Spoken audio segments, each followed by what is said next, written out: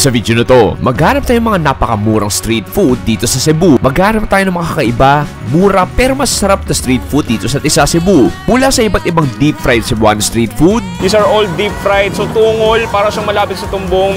Si Kuya, ang master deep fried. Master na deep fried pa. So The most famous siomai sa Tisa. hindi mo nang palitan to ng chili garlic sa Tisa. Sobrang panalo ng chili nila. At iba't ibang piso per gramo na deep fried seafood. Sulit ba siya para sa piso per gramo? O hindi? Uy, parang ang gulo nun ah. Ready ka na ba? Tara!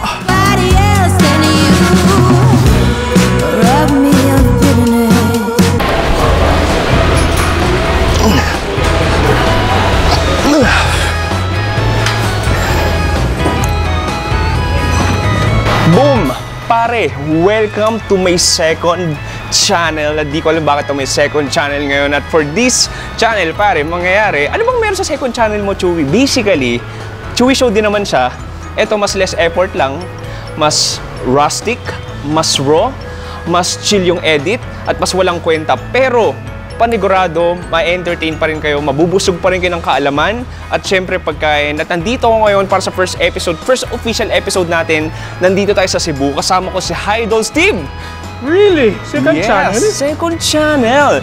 Dahil hindi to first. Ito ay second channel. Steve, saan tayo pupunta na ngayon? Siyempre, pupunta tayo sa Siomai Capital of the Philippines. Saan yun? Dun sa Tisa. Tisa, Cebu. Anyway, Pops, this will be a fun night food trip. Tara! Kaka-gym pa natin. Oh, kaka-gym lang namin. Proof kami. Okay, so we're riding the super fast motorcycle of Idol Steve. So, behind the scenes din to sa buhay ng #1 vlogger sa buong... Anong pangalan ng street ng bahay niyo? Siyang #1 vlog. Second na ako eh. Second ka lang. Si #1?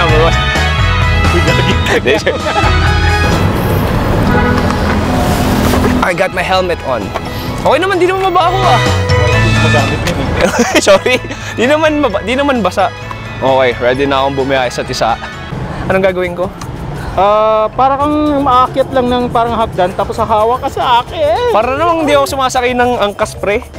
1, 2, ang hirap lang dito may hawak akong camera. Aya! And sobrang behind the scenes nito at tatapon yung tubig ko sa bulsa ko. Okay, papunta na kami Tisa. Steve, ingatan mo yung pagmamaneho ah. Naka-video yan, naka-document. Ano kayo, sir? Baka i-diretso mo sa motel ah.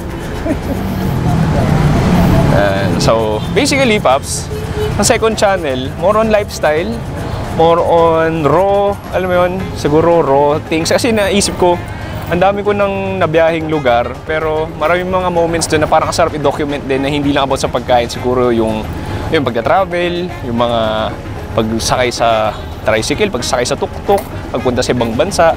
At yun yung gagawin natin dito. At sisimulan natin sa isang ultimate Tisa, Cebuano street food tour.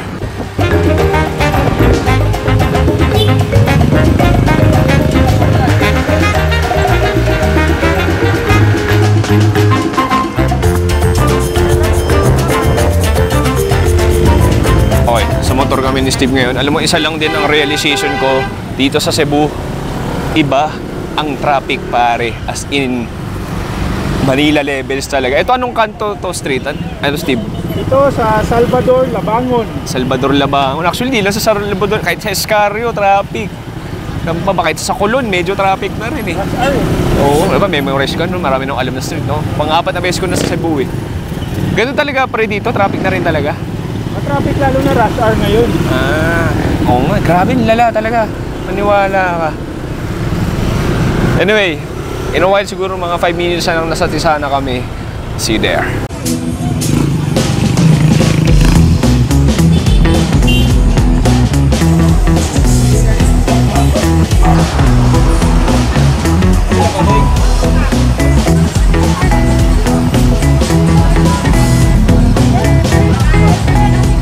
Okay pare, first food spot natin, nandito tayo sa Tisa, Cebu City. Okay, parang may nakikita ako dito. Ang tinatawag dito, Pops, ito na, wait lang. So meron tayo dito tinatawag na Yan yung crispy tungol. Crispy tungol. So makikita mo pare, these are all deep fried. So tungol, para siyang malapit sa tumbong. Si Kuya, ang master deep fried. Master na deep fry pa. So, kakahango lang, freshly deep fried, freshly cooked, mainit-init pa. Nakikita mo lahat ng mantika, lahat ng taba kumukulo. All this looks amazing, pare. At mamaya, that goes in sa ating tiyan kahit kaka-workout ko lang. Dito naman, sa section na to, Steve, ano nangyayari dito? O, syempre dito nilalagay yung mga crispy goodness nila. Okay. At dito yung 15 pesos pork adobo. Pork adobo. So dito ang butchering section. You can choose your meat. Meron tayo ditong ginabot. Meron tayo ditong ginabot ulit. Meron tayo ditong yempo or adobo. Tama, uy. Okay, ito na yun. Oh, that goes in, all of that tungol. May nakita rin ako parang baga. Oh, this is nice, pare. Look at that, all of that fresh. Okay, another batch goes in. Ito yung adobo, tama kuya, no? Oh, ito yung adobo. So, adobo dito, version nila ng parang yempo na minarinate, tapos may garlic. Okay. Here comes the chopping of the adobo. Ito dine-in. Pwede mo lagay sa plato. Ayan, katulad ito. Ang gagawin. Oy, ang galing na ate. Pipili ka ng gusto mong karne o ng gusto mong deep fried goodness. Ay, ba yung action dito, pare? Tuloy-tuloy yung pagprito ni kuya. Tuloy-tuloy yung paghiwa. Tuloy-tuloy yung pagpili ng karne. Uy, hello, pare. Choose your meat. Oh, that. Anyway, Pops, pawis na ako pero kaka-workout ko lang. Excited na ako kumain ulit. Maghanap na tayo, pumili tayo ng iba't ibang pritong ulam natin o pritong pagkain dito sa Tisa Cebu. Si Steve, pumipili na. Ano mga pinipili mo ngayon? Doon tayo ng pork adobo, 15 pesos na. Pork adobo, okay. Kuha na tayo na Uy, 45 pesos, fried chicken body. Fried chicken body, wow. Kakaiba. Ano pa? Tungol, pare. Laman loob na lang. Isang tungol. Isang tungol, Isang tungol. Para siyang ano. Sige. Basta. Tapos isang baga. Baga. Oh. Okay, dungin. Gagawin ni kuya, chop-chop niya na. Inuunam yun yung backbone ng manok. Ang bilis na ng pangyayari, pare. So, that. And then, yung adobo natin in-slice. And then, yung baga natin in-slice. Yung tungkol na slice na rin, nilagay sa plato na may plastic. Okay, tapos na. Ang bilis. Maraming salamat, kuya. Salamat kayo. Thank you. And this goes sa ating bang!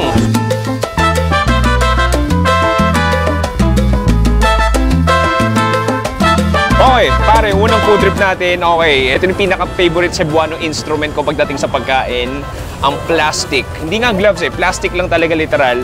Okay, ang gawin natin, gumawa tayo sa usawan. So meron na tayo ditong punong-puno ng sibuyas at sili. Ang daming sibuyas. And nilagyan mo ng special soy sauce. Okay, punta na tayo sa fried organs. Punta na tayo sa deep fried organs natin na para tong Russian roulette. Ang iba't ibang laman loob ng baboy. Punta muna tayo sa baga. Sige, gawin ko. I-dip natin dito sa ating sibuyas. Cheers! Oh, nice. Alam mo yung baga talaga, parang kamag-anak siya ng atay May konting cream, may konting anggo. Yung labas niya, this one medyo malutong. And then sibuyas natin, add sweetness, adds extra aroma. And then toyo, kalamansi, acidity nandun. Nice! Okay, next ito yung tungol. Or yung parang ng baboy. Sige, natin sa sibuyas natin.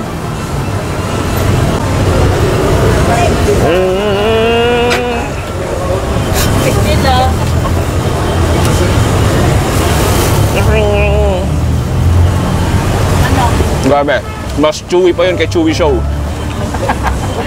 Nakatawa si Steve. Grabe, hanggang ngayon ngumunguya pa rin ako, parang ngumunguya ng towel. I mean, in terms of flavor, parang normal na lasa na ng karne, lasa ng taba, parang ganun. Ito yung gusto ko. Ito yung adobo. Dip natin dito.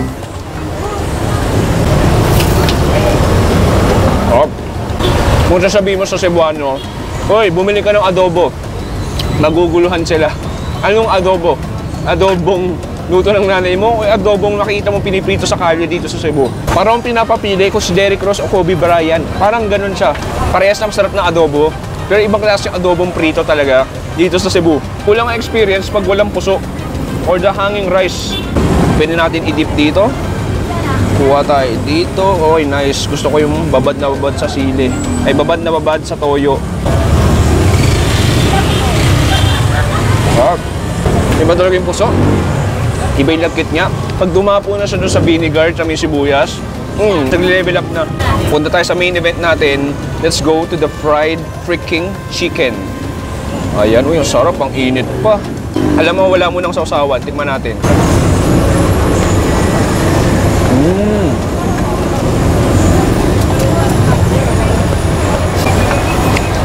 Very straightforward fried chicken. Malutong. Juicy sa loob. Malasa. 45 pesos. Pwedeng-pwede na. Lagay natin ng sibuyas. Kuha ako ng puso. Kuha tayo ng isang immaculate bite.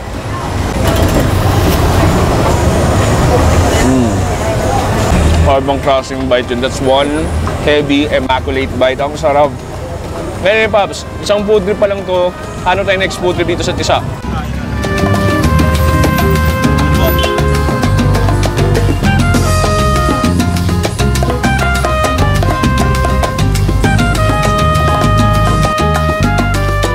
Okay pare, next, ito meron tayong siomai sa Tisa.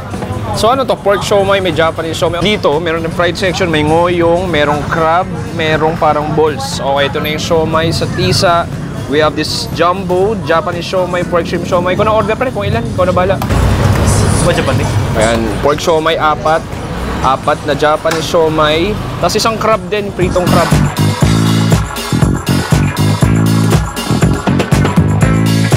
Next food trip natin dito sa Tisa. Bawal kang hindi mag-siomai sa Tisa. May sarili silang siomai dito. Pakita ko sa inyo. Ang daming beautiful things. May Japanese siomai, may pork siomai, meron tayo itong stuffed egg, meron tayo ditong stuffed fried crab, at syempre signature chili nila, at syempre puso. So gawin ko muna, patakan muna natin ng kalamansi yung ating chili. Kaunting toyo. Mas gusto ko maraming ratio ng chili kaysa sa toyo. Tayo ng pork siomai, i-dip natin dito.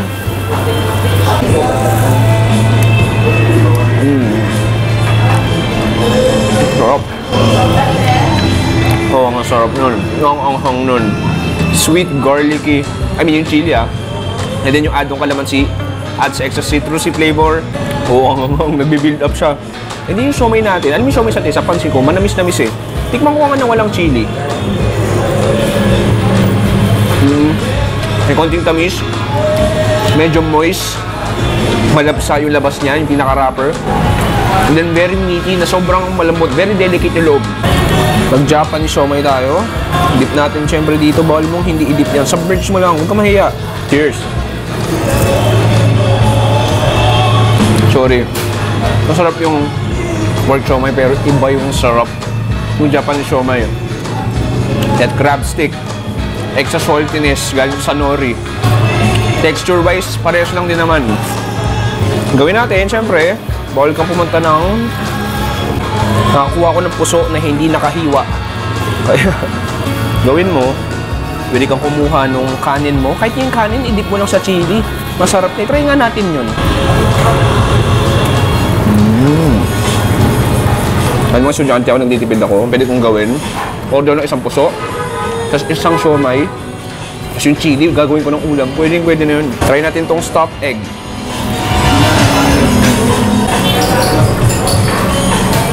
Basically, hard-boiled egg siya na parang may outer layer ng crispiness.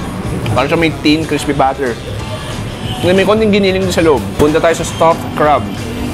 Common na street food din dito sa Cebu to. So basically, crab siya. May konting halo na rin ng gulay. O, parang sayote ba yan? Giniling na pork at crab meat. Okay. May konting crab meat siya. Konti lang. Pero may lasa ng crab. Pero more dun sa sayote na lalasahan ko, may konting tamis. Very oily. Don't get me wrong, it's very oily. Not a fan, pero nagigitsubat sila sa sarapan. Kung papapiliin mo pa rin ako, doon pa rin ako sa Japanese siomai. And then, pinaka-highlight talaga sa siomai sa Tisa, alam mo hindi yung siomai eh. Yung chili garlic talaga. Pwede mo nang palitan to ng chili garlic sa tisa. Sa sobrang panalo ng chili nila. Anyway, isa pang agatin po sila sa next food trip. Okay, last food trip, may nakita tayo yung Sea Monster piso per gramo. So may iba't ibang uri ng seafood na pwede mo ipa-deep fried. So meron tayo dito ang African lobster, meron tayo chicken skin, crablets, chicken strip, shrimp, tempura, scallops, salmon, may baby octopus, meron din tayo ditong talipapa. Ano yung talipapa, ate? Squid po. Squid, malaki. Yung malalaki po. Squid na malaki, calamari. Sige ate, order ako ng, paano per order? Depende po sa'yo, sir. Sige, order ako isa nito. Isa nung African lobster. Crablets. Sige, ikaw na bahala mo. Konti lang, ate. Ito, yun yung, kasi pesos nga, piso nga. Tempura, sige. Ilang piraso? Yan, pwede na yan. Sige, ate, baby octopus. So, 204 pesos yung babayaran ko. Thank you so much. Tapos ipiprito mo na lang? Yes. Okay, thank you. And then, uy, ready na. Hinango niya na. Ay, hinango. Nilagay niya na sa deep fryer nila. Mga ilang minutes yan natin? Mga 1 minute lang. 1 minute, boom, tapos na. Salamat kayo!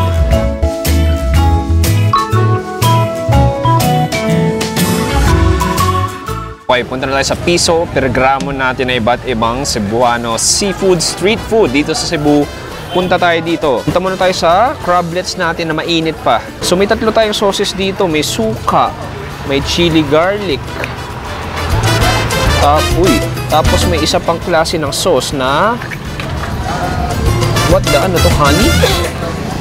Oh yeah, I think it's honey. Try nga natin. Uy, honey nga. Oh, honey, my love, so sweet. Crablet with honey. Oh, bagay Bagay. Oh. Basically, nakakain ka na ng maliit na crabs. Yun na rin dyan, sobrang lutong. Yung buto niya, yung pinakakulo niya, malutong na rin. Pwede mo na kainin. Bagay pala, no? Bagay pala yung honey sa crablet. Tempura.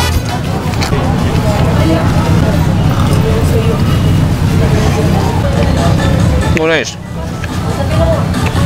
Just like a thick katsu butter. All fairness, kahit mura siya, hipon naman talaga. Hindi siya imitation crab. Hindi siya imitation shrimp. Hipon talaga.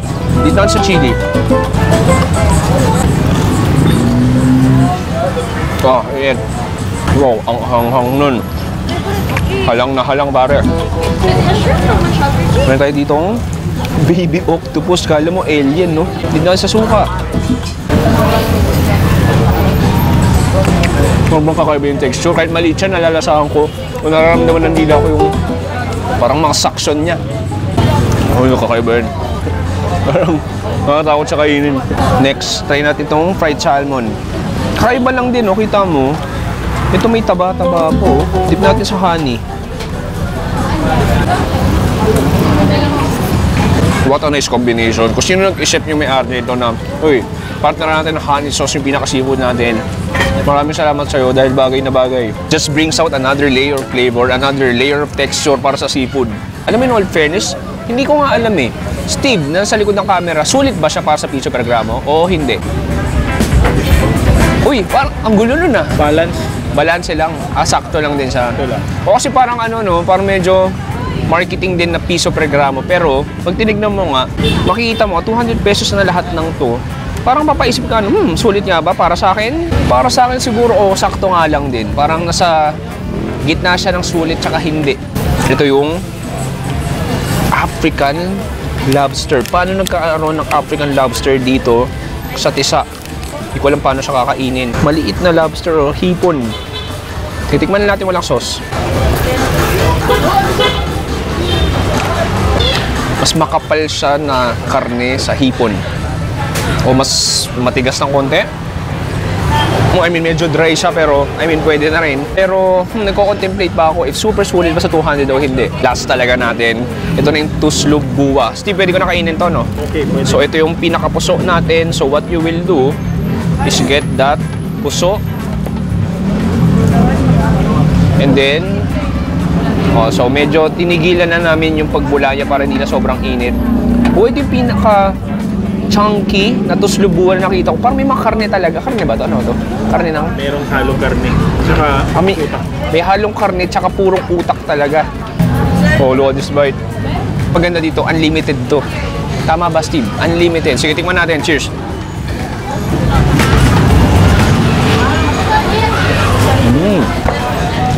Ang galing. Naglasang adobo na yung binakatuslubuwa. In all fairness, parang ito yung pinakamalasang tuslubuwang na tikman ko. Yung toyo nandun. The oily texture nandun, yung fatty texture nandun. Lasa ng utak? Siguro konti. Gusto natin basically ganun din. Alam mo, ang sarap niya ha. Parang feel ko kumakain ng adobong sisig. Parang ganun. What a fun day. What a fun night. Quick food tour. Huling kagat para sa inyo.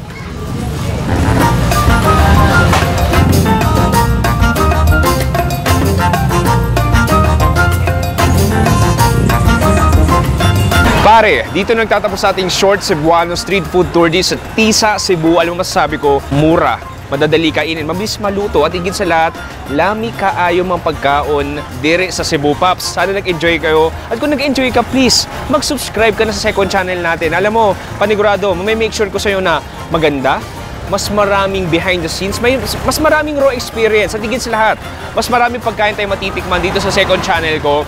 Kaya please, mag-subscribe ka na. At di ko alam kung ilang subscribers pa lang to. Paabutin natin ng 50,000 o 100,000 subscribers para mas maraming choices. Anyway, maraming salamat sa panonood si Chewy. Dito sa Tisa, Cebu, nagsasabi stay safe. Good night and good bye!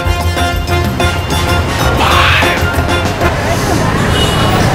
Subscribe ka na ha? Please ha? Thank you!